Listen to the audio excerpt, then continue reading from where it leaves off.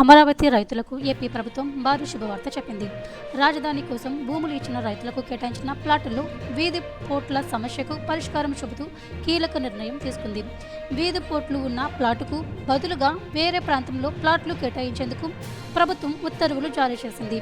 ఇప్పటి వరకు registration mutation కాని 112 ప్లాట్లను అధికారులు గుర్తించగా వాటికి ప్రత్యామ్నాయంగా వాస్తు ప్రకారం కొత్త ప్లాట్లు ఇవ్వనున్నట్లు సిఆర్డీఏ ప్రకటించింది. ఉండవల్లి గ్రామానికి చెందిన రైతులకు 21 రిటర్నబుల్ ప్లాట్లు కేటాయించారు.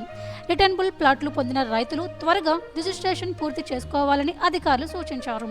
మరోవైపు రాజధాని గ్రామాల్లో అభివృద్ధి పనులపై గ్రామ సభలు కొనసాగుతూ ఉన్నాయి.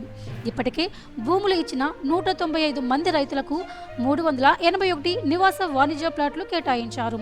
ప్లాట్ల రిజిస్ట్రేషన్కు ఎలాంటి ఫీజులు వసూలు చేయబోమని స్పష్టం చేశారు. ఇదే సమయంలో అమరావతిలోని అనాథ పిల్లలకు నెలకు 5,000 పెన్షన్ ఇవ్వనున్నట్లు ప్రభుత్వం ప్రకటించింది.